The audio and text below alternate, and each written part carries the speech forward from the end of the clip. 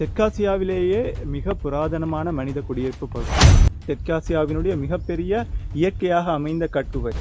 48,000 ஆண்டுகளுக்கு முதல் மனிதர்கள் இங்கே வாழ்ந்திருக்காங்க.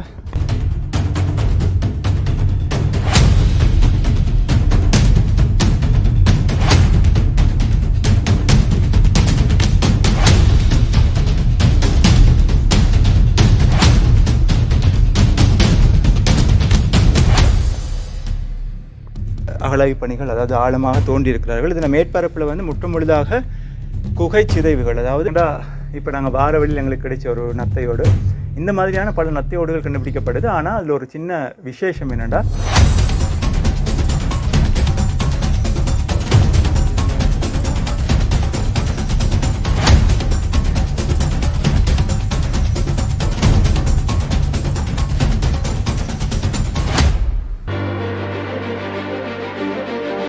இலங்கையின் தென்மேற்கு பகுதியில் கொழும்புலேருந்து கிட்டத்தட்ட 80 கிலோமீட்டர் தூரத்தில் தான் இந்த ஃபாகியன் குகை அமைந்திருக்கு. கொழும்புலேருந்து போகிறதாக இருந்தால் ஹொரணி நகரத்து வழியாக புலத் சிங்கல் என்ற ஊருக்கு போய் அங்கேருந்து சுமார் 10 நிமிட வாகன பயணம் அல்லது முச்சக்கர பயணத்தினூடாக இந்த இடத்தை அடையலாம்.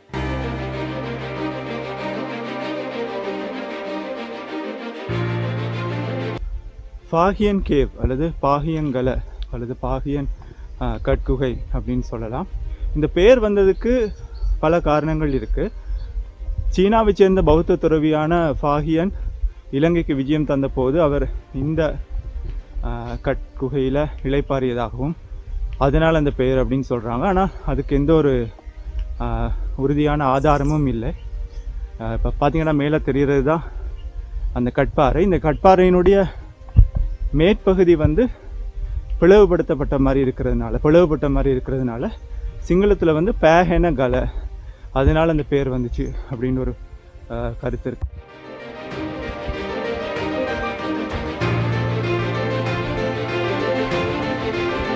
இந்த இடத்துல பார்த்தீங்கன்னா பாதை இரண்டாக பிரியுது. ஒன்று வந்து ஆரம்பத்திலிருந்தே படிக்கட்டுகள் வழியாகவே பயணிக்க வேண்டியிருக்கும். மற்றது இடது பக்கம் இருக்கிற பாதை வந்து ஒரு குறிப்பிட்ட அளவு வரைக்கும் நீங்கள் அந்த பாதையிலேயே நடந்து போயிட்டு, ஆனால் எப்படியுமே மேல் பகுதியில் கண்டிப்பாக படிக்கட்டுகள் மட்டும்தான் இருக்குது. ஆதி காலத்தில் மனிதன் கட்குகையில் வாழ்ந்தான்றது எல்லாருக்குமே தெரியும். பொதுவாகவே கட்குகைகள் அல்லது மலைப்பகுதிகள் வந்து உயரமான ஒரு இடத்துல அமைந்திருக்கும், அல்லது அந்த மாதிரியான ஒரு இடத்துல இருக்கிறது தான் அவங்களுக்கு சேஃபான பாதுகாப்பான ஒரு விஷயமா இருக்கும் மிருகங்கள் அல்லது மற்ற எதிரிகள்ல இருந்து. இங்கே பார்த்தீங்கன்னா நாங்கள் இப்போ போகிற இடமும் அதே மாதிரி ஒரு உயர்வான ஒரு இடத்துக்கு படிக்கட்டுகள் வழியாக தான் போக வேண்டியிருக்கு.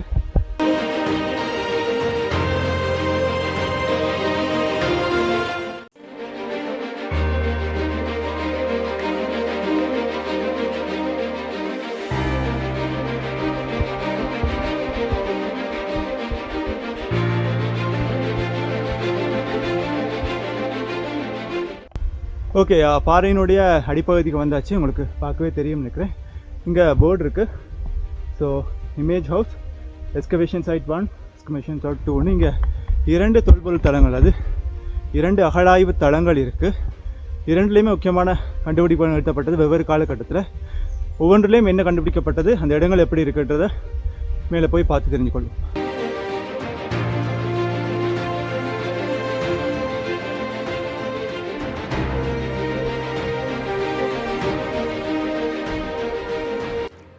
இங்கே வந்து நீங்கள் ஃபோட்டோஸ், வீடியோஸ் அல்லது காணொலிகள், புகைப்படங்கள் எடுக்கிறதாக இருந்தால் முன்கூட்டியே ஆர்கியாலஜிக்கல் டிபார்ட்மெண்ட், அதாவது தொல்பொருளியல் திணைக்களத்தினுடைய அனுமதியை பெற்று தான் ஃபோட்டோஸ், வீடியோஸ் எடுக்கலாம்.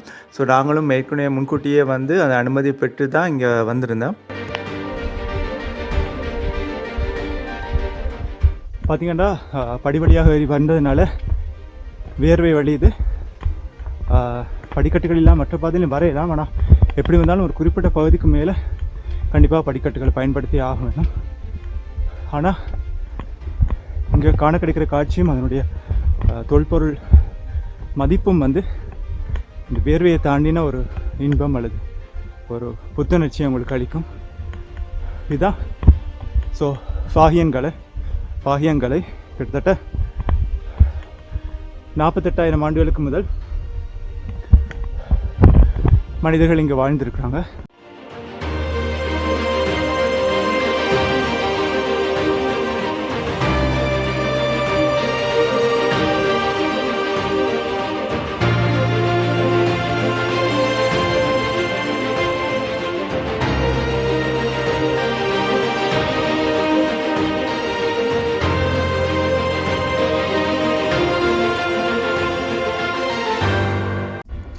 இந்த குகையினுடைய நுழைவு பகுதி 20 மீட்டர் உயரமும் 30 மீட்டர் அகலமும் கொண்டதாக இருக்குது. இதனால் இதுதான் தெற்காசியாவின் மிகப்பெரிய நுழைவு பகுதியை கொண்ட கட்குகையாக சொல்லப்படுது. 1986 88 ஆண்டுகளில் இங்கே நடைபெற்ற அகழாய்வில் வந்து சில மனித எலும்புக்கூடுகள் கண்டுபிடிக்கப்பட்டது. அதை ஆராய்ந்து பார்க்கும் பொழுது தான் கிட்டத்தட்ட 38,000 ஆண்டுகள் பழமையானது என்கிற உண்மை தெரிய வருகிறது.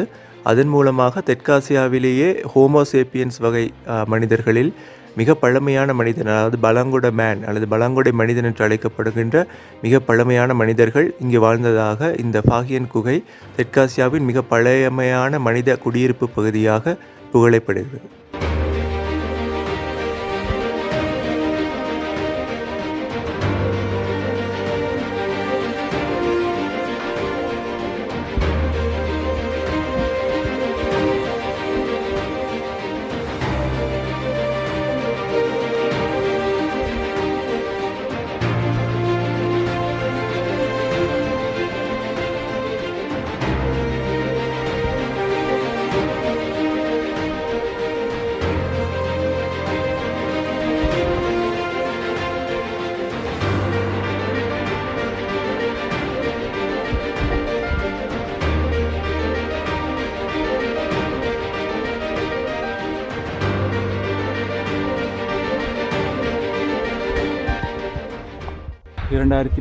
ஆண்டு நடந்த அகழாய்வு பணிகளுடைய புகைப்படங்கள் இருக்கு.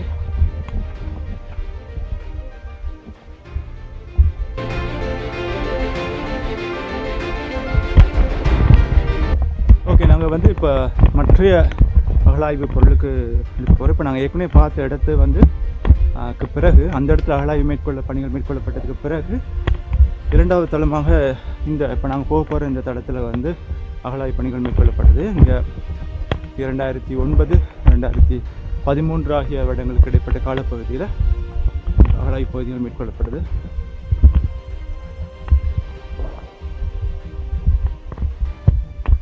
பொதுவாகவே குகைகளுக்குள்ள ஆதி காலத்தில் மனிதர்கள் வாழ்ந்தாங்கன்றது எல்லாருக்கும் தெரிந்த ஒரு உண்மை. ஆகவே இலங்கையினுடைய அகழ்வாய்வு குழுவும் இந்த குகைக்கு கீழே ஆதிகால மனிதர்கள் வாழ்ந்திருப்பாங்கன்ற ஒரு சந்தேகத்தில் தான் இங்கே அகழாய்வு பணிகள் மேற்கொள்கிறாங்க.